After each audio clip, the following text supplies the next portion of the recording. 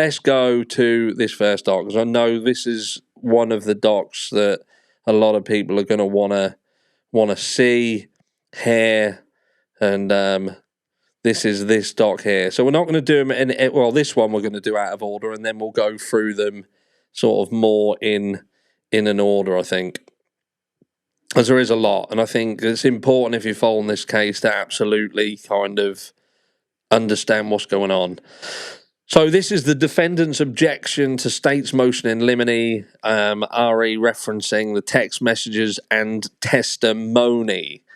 So here we go. Comes now Brian C. Kohberger buying through his attorneys of record and objects to the state's motion in limine to admit text messaging as requested in its motion. Mr. Kohberger's objection is grounded in his constitutional rights of a fair trial, due process, and confrontation of evidence as guaranteed to him in the 5th, 6th, and 14th Amendments to the United States Constitution and Article I, Section 13 of the Idaho Constitution. You know, the Idaho, the Constitution, your amendments, your rights as American citizens that a lot of people who are sort of guilters don't seem to care about.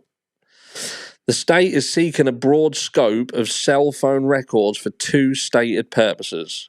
One is to establish a timeline, and the other is for the truth of the statements contained in the records. And I think what's really interesting here is the timeline. The timeline is incredibly, incredibly important, because I think what Ann Taylor is trying to do is trying to pin this time frame down, to get it nailed. When did this happen? And get as much evidence to support that law enforcement are absolutely saying, yeah, this is when the crime happened, so they're not going to be able to weasel the way out of it and say, well, actually, it could have happened at this time, should something happen. And what is that something? Well, the something is it could be that Brian Kohberger simply wasn't here, and he wasn't here at the time of the crime. And if they can prove through the time advance records, which we're going to talk about in a bit, then that's going to shoot them in the foot if they're absolutely saying that this crime happened at this time, because there is some confusion around this time when you take early records like from Kathy Mabbott, for instance, and the time keeps shifting and shifting and shifting, but we've got to this point where we're saying it happened at this time.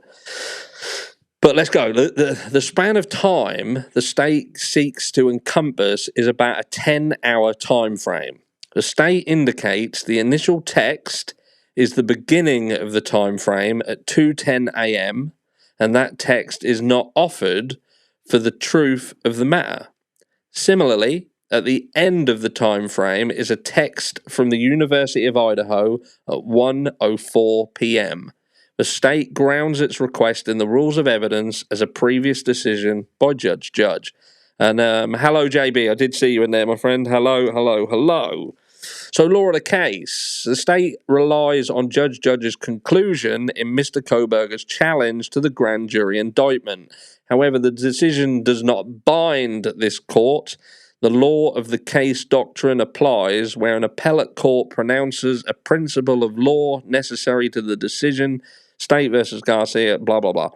When considering whether or not the text messages is either an excited utterance or a present sense impression, this court will have the benefit of additional information that was available previously.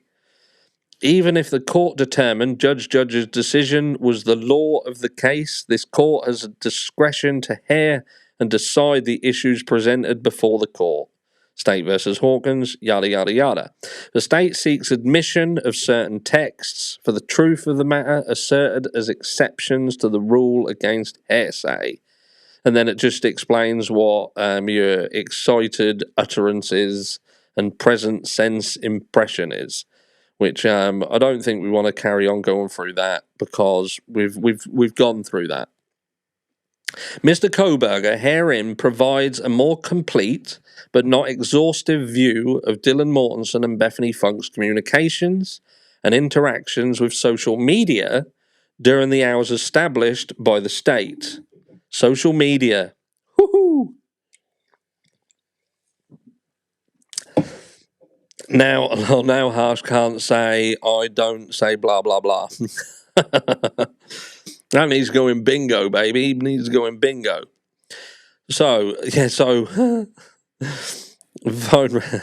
state is seeking a select portion of phone records to come in at trial under exceptions to the, just reading this bit back here, phone records and second misconduct sets, full records must be made about. They want everything. They're basically saying we want everything. So, via social media in the hours established by the state, objection to states, MIL, text, exhibits 1 and 2, different Dylan Mortensen and Bethany Funk, phone record of phone activity, blah, blah, blah. Blah, blah, blah. I'm going to have to try not to say that, no. So these are the we did say, what did we say? And what was other people saying? No, it's not, no, it's not, no, it's not. When we heard these calls, I said, these text messages that you're seeing, there are things removed. And I would imagine that there's either a call in there that's missing because they're disjointed. I said it, and lo and behold, I was absolutely right. So it just goes through your times that there's DM text to e.g. the Uber driver inquiring if he was driving. What's the relevance there? E.g. text to Dylan Mortensen confirming he was driving. Madison Mogan calls Bethany Funk. Dylan Mortensen creates a new contact in her phone. Bethany Funk calls Dylan Mortensen. Dylan Mortensen calls Anna Canodal. Dylan Mortensen calls Kaylee Gonsalves. These are the times, obviously, after this crime. Dylan Mortensen calls Bethany Funk for 41 seconds. So that's where you have that fracture where she's obviously talking to her on the phone. Bethany Funk calls Anna Canodal. Dylan Mortensen calls Madison Mogan. Bethany Funk calls Madison Mogan. Bethany Funk calls Ethan Chapin. Dylan Mortensen to Bethany Funk. No one is answering. Dylan Mortensen to Bethany Funk. I'm really confused right now. Which we've seen some of these. So you've got Dylan Mortensen to Kaylee Gonsalves. Dylan Mortensen to Kaylee, what's going on? Bethany Funk, outgoing message to Snapchat. Outgoing message to Snapchat. So we're not told what that message is going out to Snapchat, but why that's really important is what was sent via Snapchat and what was the impact that had, bearing in mind that when you then hear the 911 call, you've got a load of people there. So what we're trying to determine is when did people come over and when was the 911 call made? Because when you talk about excited utterance or whatever they're talking about, when you listen to what they're doing on the phone, and I think this is what this is going to go into, the 8-hour time frame difference. So something happens, you're freaked out, you're scared. What was the domino that fell that ignited the call? What was the spark on the call? And then you think to yourself, and I thought about it, and I don't know whether any of you did. I'm thinking, well, did that 911 call that we heard of, the thing that was released, when did that take place then? Was that really a call that took place 8 hours later? Because that almost sounded like that 911 call happened around 4:30 in the morning. That if you shifted that call, thank you so much again, Debbie. Thank you very much. Bless you. That's what that call. If you'd have told me that call happened at 4:30 a.m., then that would have made more sense. I can't make sense of it later. I can't make head and a tail of that. It don't make sense because again, you've got this 8-hour delay that's never sat comfortably. So that's what I want to know. I want to know that call because there's issues with it. Don't forget that we've heard from the mayor apparently had heard heard sirens, but there's no sirens on that call unless someone want to call me out and say I'm fucking wrong. So we've got saying that there were sirens. They want you to believe this call happened at this time. I just don't know. There's just something not right. But anyway. I'm spitballing. But an outgoing message to Snapchat, you can imagine that the Snapchat message must have been referencing something in the house. Unless it was just random and had nothing to do with it whatsoever. I don't know. Spiderweb, stop making shit up, bro. Brian's cooked. I hate the cops. Oh, don't call me a shill. I didn't call you anything, but I am now. You're a prick. Get the fuck out of the chat. Stop making shit up. I'm reading a document, you fucking moron. Yeah, dude, what the fuck? So Xana, yeah, dude, what the fuck? Bethany funked Dylan Mortensen. Xana was wearing all black. Bethany funk, which we've heard these. Do you know what I mean? So actually, like he had something over his hair, over his forehead, and a little round mouth. So over his forehead. So was it covering his eyebrows then? Because in this, like he had something over his forehead. I'm guessing that's what that's saying. Do you know what I mean? So if you've got something over your forehead, maybe it's just up to the eyebrows, and you know what I mean. I'm reading into that a little bit too much. A little bit too much. They were crying on the 911 call, but was taking pics only a few hours before. Yeah, they got tattoos a few hours after. But like you had something over Bethany, I'm not kidding. I'm so freaked out. So am I. Phone is going to die. Fuck. Come to my room. Run down here. Dylan Mortensen calls Ethan Chapin, Dylan Mortensen. So these, and again, you've got Dylan Mortensen now. So the original one was Bethany Funk to Snapchat. And then you've got Dylan Morton outgoing message to Snapchat, Dylan Mortensen outgoing message to Snapchat. So this is all now feeding in to stuff that we heard early. Do you know what I mean? Do you know, this is now some of the stuff that was absolutely refuted early on when they were talking about the messages and the comments and the fact that people were hearing stuff on Snapchat. Lo and behold, some of that, and look, I'm not saying that everything we heard that was said is absolutely accurate, but come on, look, what more do you now want to know? We're now hearing that, yeah, create a new contact info and right before 4 a.m. So this don't look good. And I can't understand. Obviously, they must know what these messages are, I'm guessing. They must know. Now, I know that Snapchat is a bit weird, isn't it? Where you can send messages and the messages vanish. Now, whether they can be recollected, I don't know. I don't know. I just feel uncomfortable when we've heard a lot about Snapchat and we're now seeing basically in the court document. So this is undeniable now. This is now undeniable that there was communication from this house after this crime. And there you go. Do you know what I mean? Have you read the text messages in reverse? No. Again, I've heard what people are saying about reading them in reverse. And yeah, that's like I don't want to get into that. My main point here is again here. Look, Bethany Funk access Snapchat. So yeah, like I can see what you mean. If you read them in reverse, it's almost like you'd expect the first one to be Bethany Funk access Snapchat, and then that would mean that the Dylan Mortensen outgoing message Snapchat. Yeah, I get it, but I think we've just got to go by what's in the court doc. I just want to go by what's in the court doc to make sure that people are understanding what the issue is. When we're told, yeah, like Mr. Mojo says, no frozen shock phase. So frozen shock phase is bollocks, isn't it?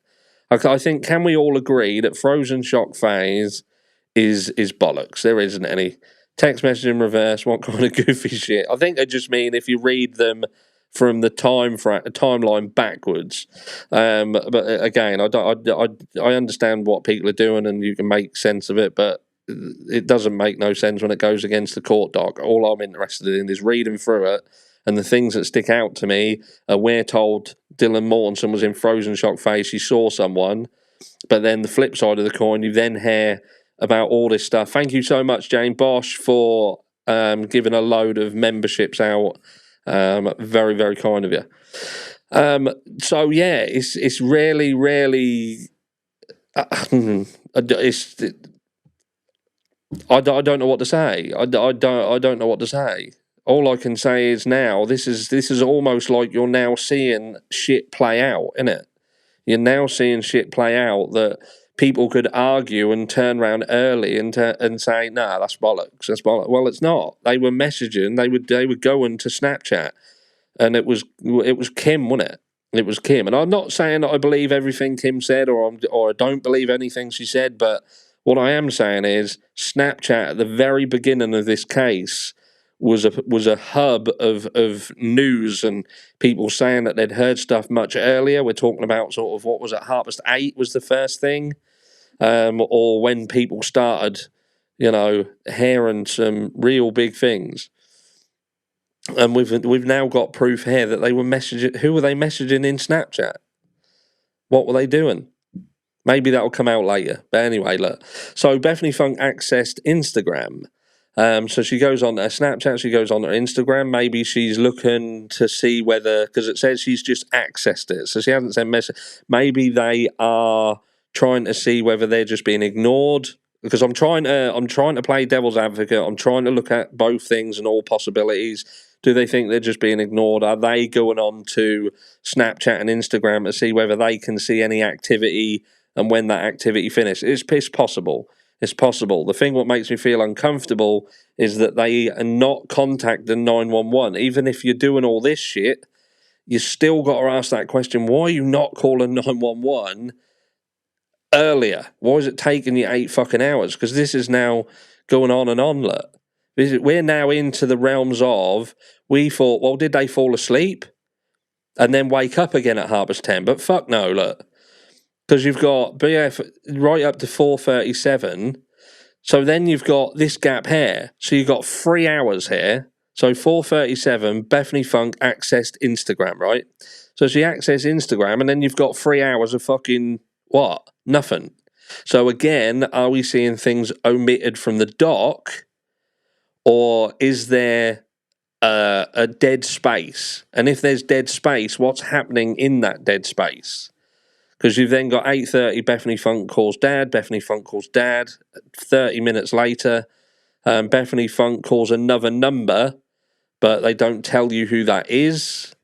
Bethany Funk calls home. Bethany Funk calls Mum. So is Bethany Funk just frantically trying to call home for best part of, what, an hour, half an hour? So 8:05 to 10:45 to Dylan Mortensen on Instagram. So she is on Instagram basically for 2 hours. Nearly 2 hours, Dylan Mortensen's on Instagram. So what is that about? What is that about? Is that because the skeptic in me is going to be like, we've got dead space there. What could that mean? Who knows? And then you've got 2 hours on Instagram. What you do? You just scrolling through Instagram? I don't fucking know. It's fucking bizarre. And then you've got 8:41, 8:42. Bethany Funk takes photos. What is Bethany Funk taking photos? And there you go. That's the shock, isn't it? What is Bethany Funk taking photographs of at 8:41, 8:40 to 8:42? And it's photos. Photos. Dylan Mortensen is on there for 2 hours. So is she on there? Is she on there, or is a phone just logged on to it? Yes, the plan is to go to the trial. Yeah. This isn't looking good, is it? This genuinely isn't looking good. Then it says, Mum texts Bethany Funk. And then you've got 10 to 10:01, Dylan Mortensen messages, incoming and outgoing Snapchat. So this, remember, again, what do we hear? We heard that there was loads of stuff going backwards and forwards on Snapchat. There was a group, they were talking about what was going on. There was rumour mill spreading. Loads of stuff. But still, what's missing is a fucking call to 911. There's still a missing call. They know what's happened here. Please tell me I'm wrong. Please tell me that I am wrong here. If you, whatever side of the fence you're on, how can... I just don't get it, guys. I genuinely don't get it. Dylan Mortensen, 10-1, Instagram. On Indeed. On Indeed. Dylan Mortensen. On Indeed. Fuck, I'm going to need a job now. Indeed, a job site. Dylan Mortensen messages incoming and outgoing Snapchat, Instagram, messages incoming and outgoing Snapchat. All of this Snapchat. So this is the I just don't know. Oh, man. Yik Yak. Dylan Mortensen on Yik Yak. I have no fucking clue what that is. The Yik Yak TikTok. I know what TikTok is, but what the fuck is Yik Yak? JM text. So Bethany Funk calls JM. JM text DM. DM calls EA. JM texts DM. So there's a lot. Look at it all. Look at it's just text. More DM. 11:54 to 11:07. DM on Instagram. Bethany Funk calls 911. 11:56. Bethany Funk finally calls 911. The state has selected text messages, excited utterances, and present sense impression. The totality of circumstances defeat the state's request. Bethany Funk and Dylan Mortensen text each other a handful of times, and then they are in the same bedroom. They were together with the ability to talk to each other. They were not asleep for 8 hours. The messages the state seeks admission of as exceptions to hearsay began with a call and a message about being confused. After texting each other and unsuccessfully speaking with any of the roommates, the pair were together. The state is looking at all the messages with the benefit of hindsight. The analysis has to be done in the moment the utterances were made. Text messages in this case. Dylan Mortensen first claims confusion, then after communicating with Bethany Funk, claims fear to leave her room. Despite her stated fear of leaving her room, she does so and joins Bethany Funk downstairs. To get to Bethany Funk's bedroom, Dylan Mortensen passed the front door of the residence. BF was steps from the front door. Neither of them left the house. Neither of them called friends, family, or law enforcement for help. Instead, both have a substantial amount of activity beginning in earnest less than 4 hours after Dylan Mortensen made her way to Bethany Funk's room. Bethany Funk and Dylan Mortensen communicate with friends and parents, and Dylan Mortensen is on social media. The second grouping of message the state claim fit within the exception to the hearsay rule are those from Dylan Mortensen to her roommates beginning at 10:23 a.m. 6 hours later. The state claims Dylan Mortensen woke up and realised her mates had not responded to her earlier text, which is fucking bollocks. They've worded it, the state is wrong. Dylan Mortensen was awake, she was messaging on Snapchat, she was on Instagram, and she texts with her dad. And this is not an exhaustive list of activity on her phone. She was with BF, who was also communicating with her parents and then later friends. Mr. Koberger urges the court to view the state's request with consideration of the complete picture. The state has asked the court to look at a timeline of Mr. Koberger's urges to the court to look at everything that occurred during the timeline. The state's motion should be denied. Fucking right, it should be denied. Ah, my word. And what I'm going to be doing is doing these docs, and I'll be doing videos, just splitting them all down and going along with them. And people who can't listen to the whole long lives, these will be split into segments, so you can just go straight to it. So, oh my word. So that's that doc anyway. Fucking hell. Oh, I don't even know what to say. It's a mess. It looks like Dave and WSU mum was right. What can you say to that? I don't even know what you can say to it. It's right, isn't it? It's pictures being taken, Snapchat, Instagram. No frozen shock phase. Nothing.